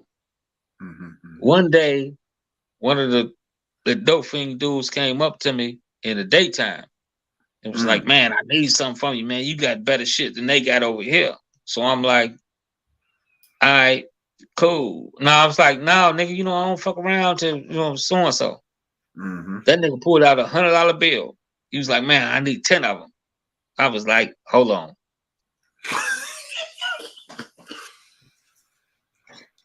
Bruh, that same night, about 6 hours later, man, motherfuckers rushed me, stuck me up, you know what I'm saying? You know what I'm saying? I was like, okay, I ain't doing this no more. You know what I'm saying? And then another day, motherfucker came and motherfucker said, I was like, you know what? I'm gonna die doing this. You know what I'm saying? Motherfucker, I'm tired of getting pistols put in my face, you know what I'm saying, for this shit. And then I moved it over. You know what I'm saying? I left the white alone and went to the green. When I went to the green, niggas ain't had shit to say, man. Motherfucker was cool. They're a class of people. Yeah. But I'm saying I wasn't affecting their money. Right. That's the thing was I wasn't taking no money out your pocket. So now motherfuckers like, it's cool. You know what I'm saying? And that was the crazy thing about it. Like, man. But back then, you know what I'm saying, in the 90s, you had to pay contributions. So if you sell this work, you got to pay every Friday $250. $250. I remember. Yeah. So I wasn't paying shit. I wasn't trying to work for nobody. I was trying to do my thing, but that didn't work. And I knew that real quick. You know what I'm saying? After about 2 or 3 guns in your motherfucking face. Yeah, buddy. So I've seen it. I've seen it. And I'm gonna ask a question that I've never heard somebody ask when it comes to what we're talking about. How do you get the courage to do it? Again, I'm not coming from a novice point of view. I want people who've never lived this life to understand, because a lot of people say, how could you do that? That's so wrong. You were ruining the community. How do you get to that point? Now, I grew up in it, man. It's surroundings. It's surroundings. You know what I'm saying? So that's why so many youngers is doing this shit now, because they watching this shit on YouTube. They watching these movies. Nigga who run around this shit wouldn't do this shit. Think about it. When I went to school out north, nigga, I would never think about no shit like this. Exactly. When I stayed out north, I never seen this. But I walk out my motherfucking house on the west side, nigga, this corner right here, they serving. This corner right here, they serving. That corner right here, they serving. You know what I'm saying? I see it all day, every day. So I ain't, you know what I'm saying? So I'm thinking like, okay, I can do this. So when motherfuckers tell you like that internet shit change shit, that shit changed shit, because that internet shit made niggas think they can all be drug dealers and killers because they watch this shit every day. You had to, you couldn't, it wasn't no killers in Rogers Park, wasn't no killers in Palos Hills, because they ain't see that shit. You know what I'm saying? You had to be in the hood to be a killer, or see that shit to know about that shit. Now you can watch that shit on the internet on your phone, nigga. And see, that's exactly where I wanted you to go with it, because you by my aunt's house around there on Keeler and Trip and that whole get down, and I'm 2 miles to the east on Western, Damon, Wood, Ashland, all the way to Halsted. That's where my family is, right? And and I'm going back up, living in the Greens, and for those who don't know, I grew up in the Cabrini Green area, and if you're not in Chicago, that's where the Good Times projects were, and I'm surrounded by it. It's normalized to me So a lot of people have asked me, how did your friends get to this point? And it's not about my friends getting to this point. It's about the reality of the situation is this. We saw this. It was normal to us. It wasn't a strange situation. The crazy part is, and me and Trey was talking about this again. Trey gonna be on in a couple weeks. You were weird. You were almost an alien if you didn't get involved. You know what I mean? And right. I remember one time, man, because my mother was very close with my dad's. My mother was very close with my dad's mom, my grandmother. And I used my mother's car to do something. And she called my grandmother and said, tell Brian, bring me my car. I'm through with his car. So I take her car back. We were living up on Sheridan and Howard at the time. And this cat named Joseph said, hey, man, I never been to the north side. Now, this is a dude on the west side. Never been to the north side. Can I ride with you? Like, I'm thinking, I've been to the north side. It's so foreign to me, right? Like, yeah, come on in. And my mother told me, pick me up some Popeyes. Remember that Popeye? It's still there on Broadway and Devon. She said, grab me some Popeyes. Yeah. That motherfucker still there? It's still there. So I'm trying to show him the north side because I get off on Wilson. So I show him uptown. I'm trying to show him the whole north side by the time we get to you go down Broadway? I go down Broadway. To say, it was insane on Broadway. And he looked around and he was amazed, right? So we jump in my car, we go back. And right before we get on at Hollywood, he said, hey man, let me ask you something. How long white people been using drugs? I say, and I laugh at him. I'm like, what? He's like, man, I ain't know white people got high. I was like, and I thought he was playing. And then I realized, I'm like, brother, white people get higher than black folks. But it was crazy. Right. And like you said, we living in two totally different worlds.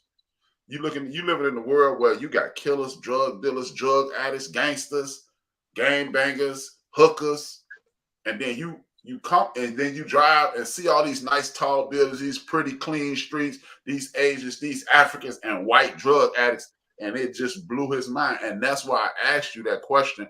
How did you get there? Because I want people to understand a lot of times that when people turn to crime, they are truly a product of their environment. This is not a bad person. This is not a nefarious person. This is not a wicked person with a bad spirit. This just what's in front of you, and you just follow suit. So we got you standing outside. You know, you've been threatened. Your life has been threatened a few times. You're brave enough to persevere through that. Now you selling the green, and it's a lot less dangerous, a different clientele. What made you just walk away from that lifestyle altogether? Which one, the green? Yeah. I didn't tell you I walked away. Yeah. What made you walk away from that altogether? No. I'm gonna tell you a true story. Okay.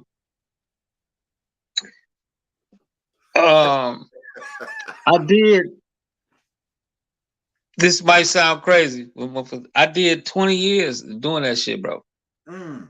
And I watched the movie Fruitville Station. Is that what it was? Okay. Michael Jordan first joined in Oakland, my brother that got killed at the train station.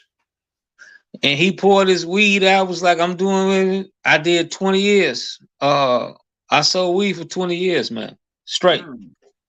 And I felt I did my thing. I'm finna retire. You know what I'm saying? I retired. So that was my thing. I watched that movie when he poured that weed out. So anybody watched that movie, think about me. At that time, he poured that weed out the train station, whatever it was. Mm. But that shit hit me right then. It was like, man, stop it before something happened to you. You know what I'm saying? Mm-hmm. And like 20 years, you can retire. Mm. So that's what I felt that, you know what I'm saying? Like I always, like I'm an OG in this shit because I did it for 20 years. You know what I'm saying? So I retired ahead of the game, and whatever the phrase is, nigga, that's what I did. So I'm gonna hold that to my chest, nigga. I retired. You know what I'm saying? A weed seller's life. In a couple of weeks, again, I keep saying this, because I want people to tune in because that's going to be important in regards to knowing who we were at that time. We're going to talk about this. The one. I honestly, outside of my mother dying the worst day of my life, talk to us about losing friends while living in this lifestyle and watching people getting, get put away and get football jerseys and the effect that had on you and just watching it. Damn, you coming deep, bro. You know what I mean? Yeah, man. You trying to see? Because You trying to get some tears out of nigga, huh? Oh no! I just want trying to get some tears out of nigga, huh?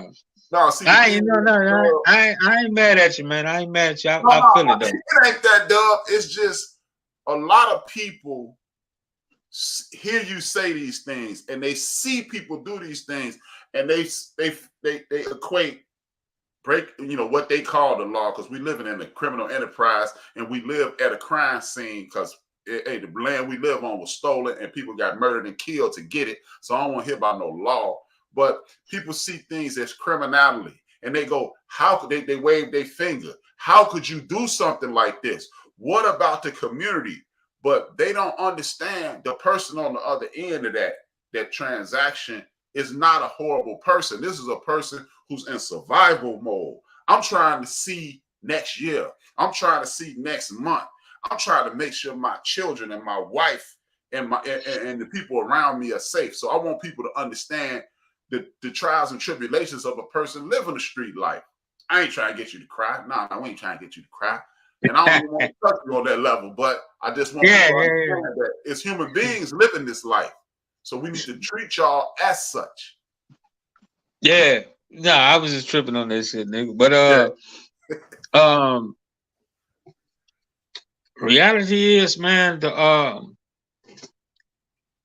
I mean, I had a bunch of homies that died out west, man. Like, I can't even name them all. You know what I'm saying? But I mean, if I had to pick and choose, like my man Hodge, you know what I'm saying, was one of the first dudes I lost in this game. You know what I'm saying? Like, he was out there hustling on the street and I rolled up on his ass. You know what I'm saying? Like maybe 1 or 2 days before he got killed. And you know what I'm saying? If you know K-Town, K-Town has got 2 sections. You know what I'm saying? We got the original K-Town, we got the across the bridge. Across the bridge is the expressway. We call it across the bridge. 290. Yeah. So he was hustling across the bridge. And I'm like, man, they made your niggas, they made, you know what I'm saying, your guys. So I rolled up on, nigga, you need to come over here, get some money over here, start fucking around. He was like, no, nigga, I got plenty of money over here, point. I promise you, bro, I'm making money. Everybody love me. And he got killed a couple of days later, shot, found in the vacant lot. You know what I'm saying? And I'm not finna go into what happened because, you know what I'm saying? Right. But that hit me hard right there. And there was some, a whole bunch of niggas, man. There's a bunch of motherfuckers died, man. But if you go back to the Westside of Chicago, man, the most shit I can say, man, that affected me the most was my son getting shot. You know what I'm saying? And I can't think about nobody else feeling that feeling that I felt that day. You know what I mean? Because he called me on the phone when he was shot. It was like, Dad, I'm shot. I'm dying. I can't breathe. You know what I'm saying? And I don't know what to say about it. You know what I'm saying? Like, what the fuck I'm gonna say to him? I'm like, man, take short breaths, so and so. You know what I'm saying? So I heard him. It was some lady. He was on the expressway. I heard the lady pull over. Was like, hey, young man, you need some help? He was like, I'm on the phone with my dad. You know what I'm saying? And then some firefighters just happened to be on their way to work. You know what I'm saying? Pulled over and seen the shit and came there, and I heard them because he was on speakerphone. They was like, he got one in the ass, one in the leg, one in the arm, none in the chest, none in the head. So I'm like, okay, maybe he can survive unless it hit the artery. You know what I'm saying? Mm-hmm. So they took him to the hospital, and I seen him. But yeah, that was the most traumatic shit I've, you know what I'm saying, had in my life, bro. You know what I'm saying? Like even to this day, when the phone ring and it's him, sometimes I think it's something bad. You know what I'm saying? Mm-hmm. Mm-hmm. So none I ever witnessed in the street can replace that traumatic or that drama I experienced. You know what I'm saying? Mm-hmm. Mm-hmm. And see, that's a, you know, again, I wasn't trying to milk nothing out of you, but I just want people to understand that, you know, when you see these dudes, when you see hustlers, and when you see these people out here flashing money and all that, these are human beings, man.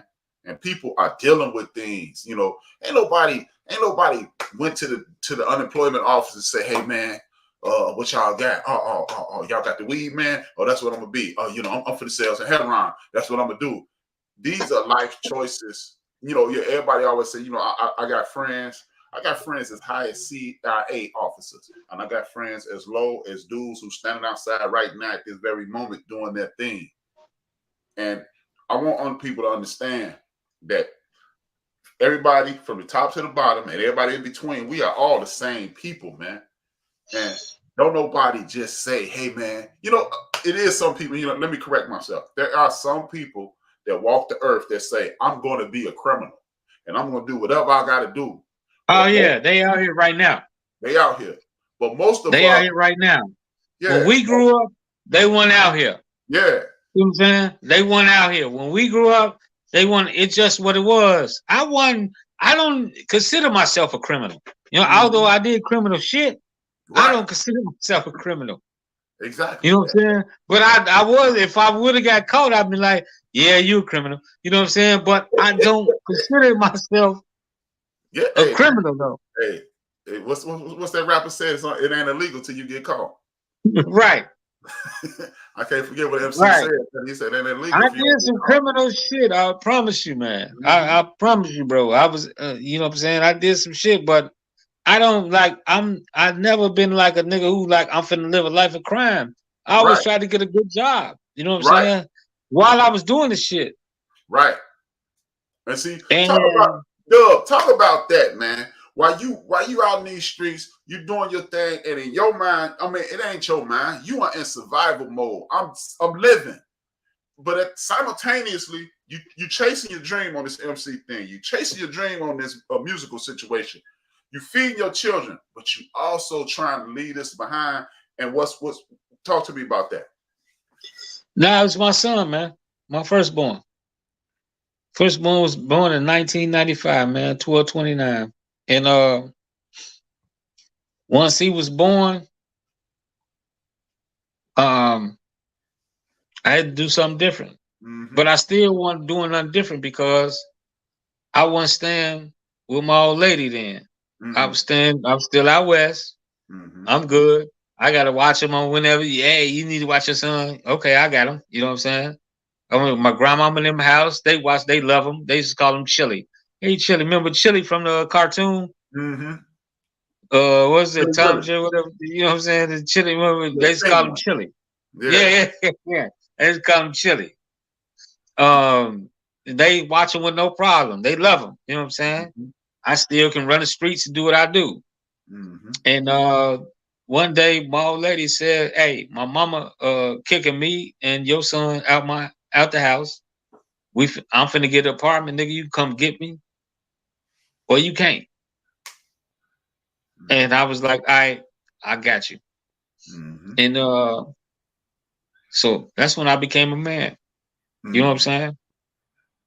So she told me, nigga, you can come live with us or you can't. I became a man that day. I promise you. Hey, trust me. That was the day. I was like, yeah, I'm finna do it. Nah, but I still was hustling real hard. You know what I'm saying? until I got this exterminator job. Mm-hmm. When I got to start exterminating, I started making good money. You know what I'm saying? Like the other shit I was doing was just hustling. I wasn't making no money.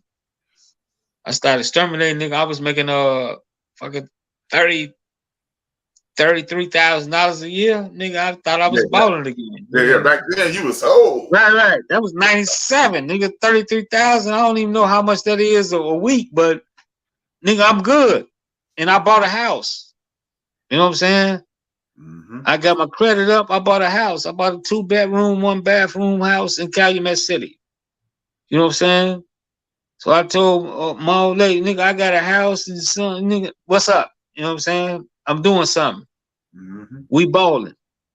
I bought that crib and shit, I still was exterminating.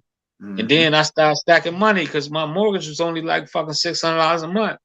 Mm-hmm. You know what I'm saying? But I still was hustling and still was working. So I was making, bro, I can't even tell you how much money I had. Mm-hmm. It's best you don't. But I had, yeah, right. I had a bunch of money stacked. So then I wound up buying another house for like $160,000. Mm-hmm. You know what I'm saying? And started living over there. And we was living good. Everything was great. You know what I'm saying? I opened up a business, stopped exterminating. And then the fucking pandemic, not the pandemic, but the George Bush shit. Yeah. The housing, the recession. Yeah, so it fucked everything up. So now I'm fucked up now because I'm like, I ain't exterminating no more. I ain't doing that shit. But we started moving and shaking.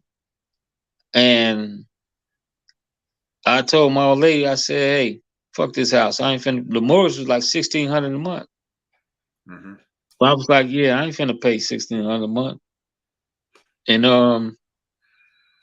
I saved up a bunch of money, man. And I bought this house I got right now, straight cash. Oh, that's what's up. Same shit I had when I was over there paying $1,600 a month. I ain't got no mortgage. That's dope. That's Yeah. dope. So, yeah, I did the gangster shit, man. I promise you, nigga, I ain't never stop being the gangster, bro. I promise you. And see, people think when you say I'm a gangster, they think you talking about some street hurting somebody, destroying lives and things of that nature. Real gangsters take care of their people, man. They take care of, they handle business, man. You know, it's you know, people, and that's the difference in black people and other people. And see, this is my platform, so I ain't got to soft soap it and be like, hey man, everybody, we gonna get one big group hug with the world. No, we different from most people that walk this earth because we face different situations than most people that walk this earth. So we ain't like you, we ain't like him, and and the rest of y'all ain't got a whole nation attacking y'all and out to hurt you. So, you know, like you, me and you, your father had situations, you know, drug situations earlier. My old man was dead when I got here. So if we didn't have these situations, everybody look, drugs are choices. Don't get me wrong. I'm not gonna make excuses for nobody. But guess what? When you live on that west side and you struggling and you stressing, some people turn that bottle up, some people hit their arms, some people put things in their nose. You know what I'm saying? Right. My old man was a Black Panther. He got hit in his head. He died 4 months before I was born. But just imagine if both our fathers was living on the north side of Chicago, we wouldn't even be on air right now because we would be living totally different situations. We would probably be totally different situations. My old man, listen, as much as he ain't never did shit for me, I don't, he's still my homie, man. Yeah. You know what I mean? Yeah. He's still my homie. I promise you, to this day. I ain't never been like, nigga, you ain't shit. You know what I'm saying? Right. Never said that to him. And see. Ever. Because I ain't gonna do that shit. You know what I'm saying? Because your situation was, I seen you. I seen your situation. I seen you a dope fiend. I seen you walk around. Nigga, you said the fight hydrant. Remember the board in the fight hydrant? Yeah, with the tire on the fire hydrant, the board. Yeah, my old man, goddamn it, you smoke leaf and run butt naked in that bitch. You know what I'm saying? But I would never. They be like, "That's your daddy." I was like, "Yeah, that's my fucking daddy." You know what I'm saying? Yeah, But yeah. I would They never know how like to that lay shit. on Ain't gonna her. reflect bad on me. You know what I'm saying? Right. I never was like, because nobody ever held it against me. Like, man, you your daddy crazy. You know what I'm saying? Because it was the West Side. Every motherfucker had a motherfucker crazy motherfucker. You know what I'm saying? Every motherfucker daddy was crazy or uncle was crazy. Motherfucker had crazy motherfuckers. Yeah. And see, that's what I'm talking about. That's from outside. See, again, Doug, I'm glad we on this page right here, because that outside judgment thing, that judgment thing came from outside our communities. Because like you said, we all got a friend, we all got a cousin, we all got a sibling, we all got a parent, you got an aunt, an uncle, you got somebody real close to you that got caught up in that situation. So we wasn't, oh man, get your dirty. Nah, it wasn't none of that. It wasn't none of that. It was like, yeah, that's my uncle, that's my aunt, that's my sister. Now say something. Right. If you bad enough to talk about it, you're gonna have to deal with what come up after you talking. And somehow, some way, we lost our way. We start judging people and pointing fingers at people and waving their fingers at them. And again, that's why I want to talk about this thing, man, because we got to start talking to each other like we human beings again, man. You know, no disrespect to the homie Shannon Sharp. Enough of that messy nonsense and kicking off fights. We need to start talking to each other like this, like grown men, uplifting each other and talking about these situations that we all have experienced. And if you ain't willing to talk about it, shut up. You ain't willing to try to help nobody, shut up then, man. Because we all dealing with something. We all dealing with something, man. Okay, right. I'm gonna take it from, okay, now you at your life, man. You done left this street thing alone. You still doing your music thing. You done bought you another crib. You got your kids. Talk to me about the rest of your life and what's going on in the future. What let's talk about. You done bought this crib. You know, George Bush almost burnt the whole world up financially. You done gather yourself. It take you a few years to get back on your feet. You done gather yourself. Now what's going on? Talk to me what's going on from that point. Well, shit. I mean, ain't shit going on right now. No. Talk to me about life from that point. You get I'm finna hit you with it. I'm finna hit you with it. Don't trip. I'm finna hit you with it. I'm gonna be a granddaddy. Which I'm proud about. You know what I'm saying? Because I'm good with that. I need something to do. You know what I mean? Because I ain't got shit to do right now. You know what I'm saying? I'm just sitting up here just kicking it every day. You know what I'm saying? So I need a responsibility. I ain't got none. My house paid for, nigga, straight cash. Car paid for, straight cash. Nigga, everything. I'm good. So I need a responsibility. You know what I mean? So that's my next chapter of my life is being a granddaddy. You know what I'm saying? What's up, man? That's dope. That's what it be. And I'm making music. Hey, I got an album coming out next week, nigga. And it's gonna be I got this album coming out next week. It's gonna be fire, bro. You know what I'm saying? I got one coming out next week, and then I'm gonna do the follow up in the summer. Okay. Yeah, I gotta finish the album. I only gotta do like 2 verses left, and I'm good. You know what I'm saying? Then I'm gonna do the follow up, and the shit bananas. I'm trying to tell you, this shit bananas, nigga. That's what's up. I'm gonna send everybody the link. You can buy the shit for $10. You know what I'm saying? It's called I'm Coming. You know what? Me and my man Mo out of South Carolina, we working on some other stuff in regards to the music. Yeah. I'm gonna link you up with him. He an MC, he a producer, he a sound dude. We all need to continue to hook up, man, because again, man, I tell people this I'm on air 4 days a week, Monday, Tuesday, Wednesday, and I do the interviews like this on Thursday. But I tell people, 60 million black people in this country, 60 people that come from us. If one half or 1% of us start support, you need to support a 1/2 or 1%. of 60 million people, that's 600,000 people. If 600,000 people bought your joint, it's over. So, right. No, my shit is, I promise you, Joe, my shit is banging, nigga. My shit is super banging. And I just need to do 2 more verses on there to finish it up. But yeah. What they gonna be able to find that?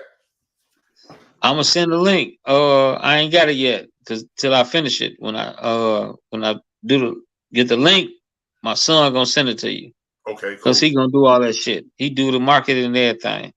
That's what's up. Well, guess what? I got a show that come on Monday. It's called The Chief Seats. Me and my man Mo out of South Carolina. When you get that done, or if anybody who listens, you got a T-shirt you trying to sell, a hat you trying to sell, a book you trying to sell, anything you trying to sell, reach out to me at HRap_B, or y'all know my name, Brian D. Williams on Facebook. Reach out to me.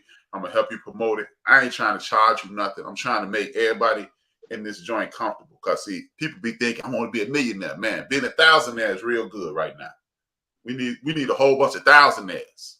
So yeah, man. I'm charging $10 for my shit. I promise you. I'm charging. Hey, man. Right, but my shit worth $10. I promise you, nigga. I got some killers. That's what's up. I ain't got that shit y'all listen to now, nigga. I got that real shit, nigga.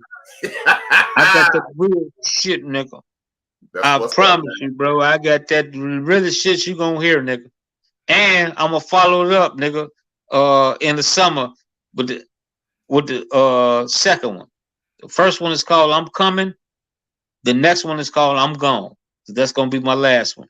That's gonna be no. See, that's what we gotta do, man. We ain't never gonna be gone, man. We're gonna take a break until you get inspired again. Don't be gone. Well, I'm gonna put it. I'm gone. Nigga. That's how hip hop. I'm gonna put it. I'm gone. Yeah, man. Nah, we don't want you to go, man. We want you to continue to make dope music to inspire other dope people to do what they're doing, man. That's why I do this right here, man. I want people to get inspiration from good people in this world who've been through things that they probably never could assume or could even imagine they've been through.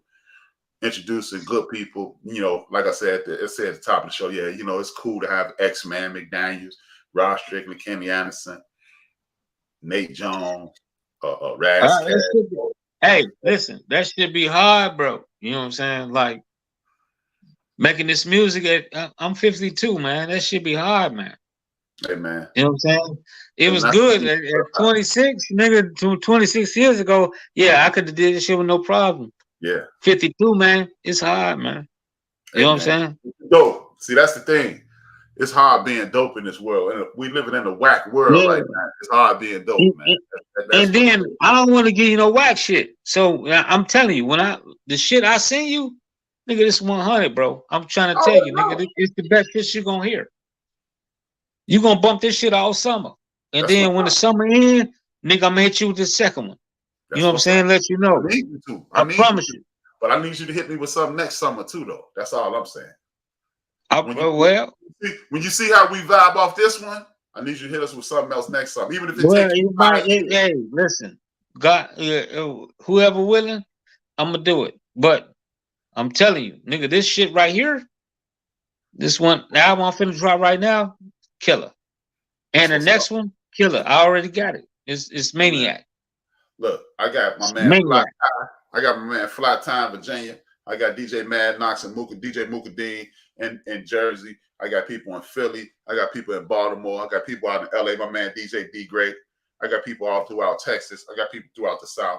Trust me, Point. We're gonna get this shit out. And we're gonna make it happen, Joe. Right. Yeah. I appreciate it. Yeah, man. We're gonna work together. And you know, I'll make some snippets of your joint, put it up on TikTok, put a link on it. We can get you out there because that's what. See, it used to be the whole community worked together to make things work. I got videos for you. You know, I sent you. You want to send the videos and put it out there? Hey, you already sent me the music, right? You already sent me the music, so keep it coming, man. I'll post it every chance I get, man. I got videos. I got videos. I got 3 videos. When you was living in Dalton, I seen that video. Yeah, all them motherfuckers were done in my crib. All 3 of them. Yep. I peep game. I mean, we used to do the cookout at your crib all the time. I'm familiar. Right. So yeah, I got videos for you. I seen Yeah, you just right post here. Look, my man just say he in Boston. Trey Mack in Boston and New York. That is. Yeah, me and Trey Mack got the video. You seen that one? I ain't seen that one yet. You ain't seen that? Called Graffiti. I ain't seen that. Shoot that to me like you sent me the music. Do that. Yeah. Do that. And you know, Me and Trey Mack got a joint called Graffiti. A video called Graffiti. Hey, I'm gonna make you a De La Soul fan for a soul. Never. You can get De La Soul and your boy Kendrick Lamar. Both of them can jump in the boat and die.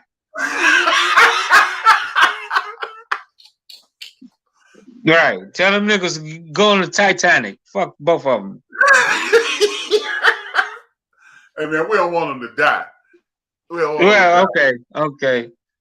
With that being said, man, coming on the platform, man, and again, man, I want to invite any and everybody. In the next few weeks, I'm gonna have my niece on here.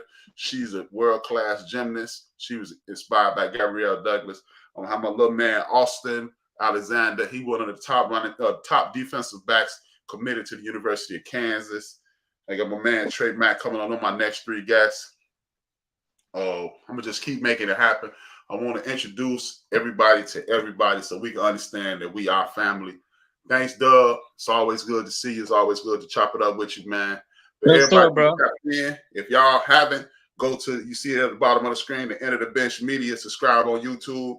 You can catch me on Isaac Hayes' platform. Isaac Hayes, the third platform is called Fan Base. Go there. We're going to get up off Facebook. See, people don't respect our community, but if we start moving together, they ain't got nothing. They ain't got no choice but to respect us. And anybody that don't like what my man P-Dub got to say, you better shut your white mouth. I'm not kidding you. That's how we getting down. Man, 2 fingers, 1 word. It's your man P-Dub. It's your man HRap coming at you live and direct. This is Rapping with HRap on End of the Bench Media, and we are out.